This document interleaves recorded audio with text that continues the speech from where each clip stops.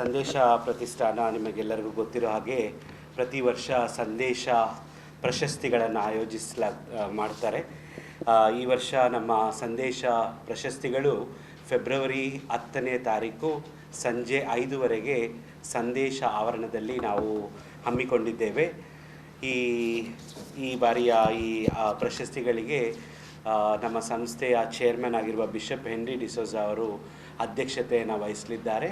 ಹಾಗೆ ದಿನೇಶ್ ಗುಂಡೂರಾವ್, ಮಾನ್ಯ ಸಚಿವರು ಶ್ರೀ ದಿನೇಶ್ ಗುಂಡೂರಾವ್ ಅವರು ಮುಖ್ಯ ಅತಿಥಿಗಳಾಗಿ ಆಗಮನ ಮಾಡ್ತಿದ್ದಾರೆ. ಹಾಗೆ bishop Francis Serrao, bishop of Shivamogga, bishop Lawrence Mukkuzhy, bishop of Belthangady, ಹಾಗೆ ನಮ್ಮ ಜೂರಿ ಚೇರ್ಮನ್ ಆಗಿರುವಂಥ ಮುಖ್ಯಸ್ಥರಾಗಿರುವಂಥ ನಾದಾ ಶೆಟ್ಟಿಯವರು, ಶ್ರೀ ರಾಯ್ ಕ್ಯಾಸ್ಟ್ಲಿನೋ ಹಾಗೂ ವಂದನೀಯ ಸ್ವಾಮಿ ಐವನ್ ಪಿಂಟೋ ಅವರೆಲ್ಲರೂ ಗೌರವ ಅತಿಥಿಗಳಾಗಿರ್ತಾರೆ. ಎಲ್ಲರೂ ಈ ಸಭೆಗೆ ಒಂದು ಒಳ್ಳೆಯ ಕವರೇಜನ್ನು ನೀಡಲು ನಾನು ಕೇಳ್ಕೊಳ್ತೇನೆ.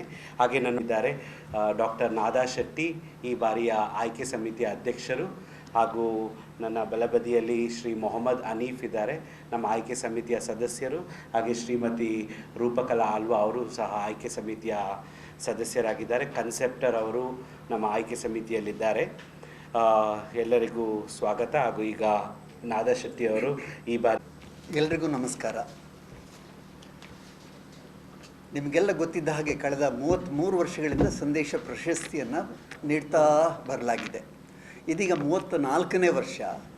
ಈ ಬಾರಿ 8 ಸಂದೇಶ ಪ್ರತಿ ವರ್ಷ ಕೊಡುವ ಹಾಗೆ ಇರತಕ್ಕಂಥ 8 ಪ್ರಶಸ್ತಿಗಳು ಹಾಗೂ 2 ವಿಶೇಷ ಗೌರವ ಪ್ರಶಸ್ತಿ, ಹಾಗೆ ಒಟ್ಟಾರೆಯಾಗಿ 10 ಪ್ರಶಸ್ತಿಗಳನ್ನು ಈ ಸಲ ನಾವು ಅನೌನ್ಸ್ ಮಾಡ್ತಾ ಇದ್ದೇವೆ. ಅದರಲ್ಲಿ ಸಂದೇಶ ಸಾಹಿತ್ಯ ಪ್ರಶಸ್ತಿ, ಇದು ಕನ್ನಡದ ಪ್ರಖ್ಯಾತ ಕವಿಗಳಾದಂಥ BR ಲಕ್ಷ್ಮಣ್ ರಾವ್ ಅವರಿಗೆ ಸಲ್ತದೆ.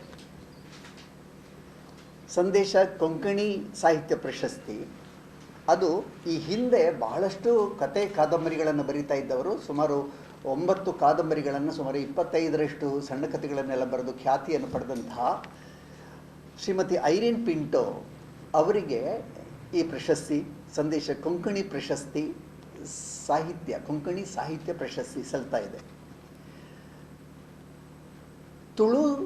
ತುಳು ಸಾಹಿತ್ಯ ಪ್ರಶಸ್ತಿ ಈ ಬಾರಿ ಡಾಕ್ಟರ್ ಗಣೇಶ್ ಅಮೀನ್ ಸಂಕಮಾರ್ ಅವರಿಗೆ ಸಲ್ತಾ ಇದೆ.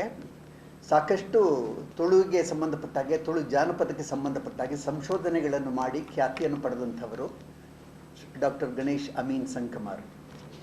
ಮತ್ತು ಸಂದೇಶ ಮಾಧ್ಯಮ ಪ್ರಶಸ್ತಿ ಅಂತ, ಸಾಮಾನ್ಯವಾಗಿ ಹೆಚ್ಚಾಗಿ ಇದು ಪತ್ರಕರ್ತರಿಗೆ ಸಲ್ಲುವಂಥ ಪ್ರಶಸ್ತಿ. ಈ ಪ್ರಶಸ್ತಿ ಹಿಂದೆ ಪ್ರಜಾವಾಣಿಯಲ್ಲಿ ಬಹುಕಾಲ ಇದ್ದು ಪ್ರಸಿದ್ಧಿಯನ್ನು ಪಡೆದಂಥ doctor Shri D V Rajashekhar ಅವರಿಗೆ ಅದು ಸಲ್ತಾ ಇದೆ. ದೇಶ ವಿದೇಶಗಳಲ್ಲಿ ಅನೇಕ ಪ್ರಮುಖ ಘಟನೆಗಳನ್ನೆಲ್ಲ ಅವರ ಅಂಕಣಗಳ ಮೂಲಕ ಅವರು ಪ್ರತಿ ಸಲವೂ ಕೂಡ ಜನಮಾನಸಕ್ಕೆ ತಲುಪಿಸ್ತಾ ಇದ್ದಂಥ ಒಬ್ಬರು ವ್ಯಕ್ತಿ. ದಿಲ್ಲಿಯಲ್ಲಿ ಬಹಳ ಕಾಲ ವರದಿಗಾರರಾಗಿ ಕೆಲಸ ಮಾಡಿದಂಥ ಡಿ ವಿ ರಾಜಶೇಖರ್ ಅವರಿಗೆ ಸಂದೇಶ ಮಾಧ್ಯಮ ಪ್ರಶಸ್ತಿ ಸಲ್ತದೆ.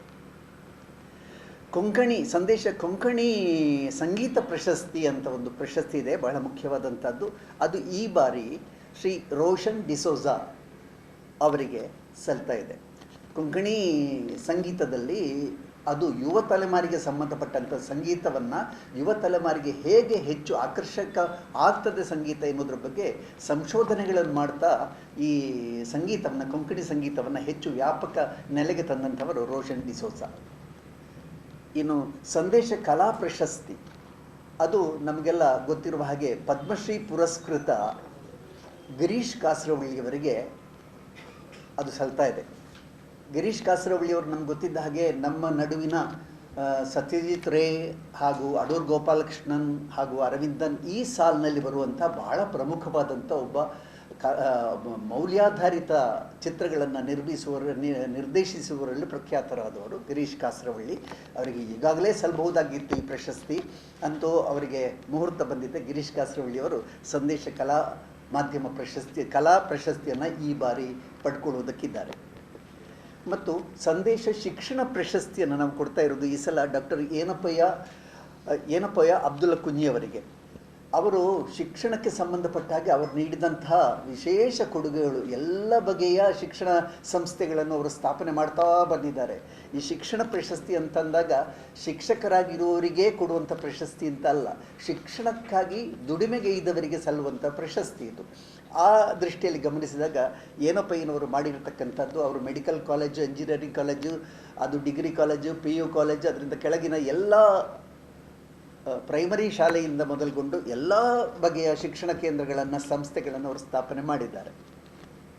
ಡಾಕ್ಟರ್ KV ರಾವ್ ಅವರಿಗೆ ಸಂದೇಶದ ವಿಶೇಷ ಪ್ರಶಸ್ತಿ ಸಲ್ತದೆ.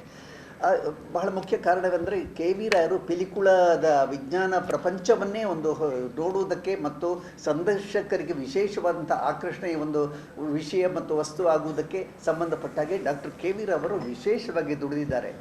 ಅವರು ನಿರ್ಮಾಣ ಮಾಡಿದಂಥ ಪ್ಲಾನೆಟೋರಿಯಂ ಸ್ವತಃ ಅಮೇರಿಕಕ್ಕೆ ಹೋಗಿ ಅಲ್ಲಿ ಅಧ್ಯಯನ ಮಾಡಿಕೊಂಡು ಬಂದು ಇಲ್ಲಿ ಆ ಸಂಸ್ಥೆಯನ್ನು ಕಟ್ಟಿ ಬೆಳೆಸಿದವರು ಪ್ಲಾನೆಟೋರಿಯಮನ್ನು. ಹಾಗಾಗಿ ಇದು ಮಂಗಳೂರು ಒಂದು ಪ್ರಮುಖ ಆಕರ್ಷಕ ಕೇಂದ್ರವಾಗುವುದಕ್ಕೆ ಸಂಬಂಧಪಟ್ಟಾಗೆ ಅವರ ದುಡಿಮೆ ಅಪಾರ. ಇನ್ನು 2 ವಿಶೇಷ ಪ್ರಶಸ್ತಿಗಳು, ಅದು ಈ ಬಾರಿಗೆ ಮಾತ್ರ ಸಲ್ಲುವಂಥ 2 ಪ್ರಶಸ್ತಿಗಳು. ಅವರ ವಿಶೇಷ ಕೈಂಕರ್ಯವನ್ನು ಗಮನಿಸಿ 8+2 10 ಪ್ರಶಸ್ತಿಗಳನ್ನು ನಾವು ಕೊಡುವಂಥದ್ದು. 8 ಈಗಾಗಲೇ ನಾನು ಹೇಳಿ ಆಯಿತು. ಈ 2 ವಿಶೇಷ ಗೌರವ ಪ್ರಶಸ್ತಿಗಳು, ಒಂದು ಸಲ್ಲುವಂಥದ್ದು ಅದು ಮೈಕಲ್ ಡಿಸೋಜಾ ಅವರಿಗೆ. ಇವರು ಮಾನವೀಯ ಸೇವೆ ಮತ್ತು ಉದಾರ ದಾನ ಇವುಗಳಲ್ಲಿ ಬಹಳ ಪ್ರಮುಖರು. ಎಷ್ಟೋ ಬಡವರಿಗೆ, ದೀನರಿಗೆ, ಅವರಿಗೆ ಅವರ ಶಿಕ್ಷಣಕ್ಕೆ ಸಂಬಂಧಪಟ್ಟ ಹಾಗೆ ಎಷ್ಟು ಸಾಧ್ಯವೋ ಅದಕ್ಕಾಗಿಯೇ ಪ್ರತ್ಯೇಕ ಸಂಸ್ಥೆಯನ್ನೇ ಸ್ಥಾಪನೆ ಮಾಡಿಕೊಂಡು ಇವರು ಅವರಿಗೆಲ್ಲ ದಾನ ಕೊಡುವಂಥವರು.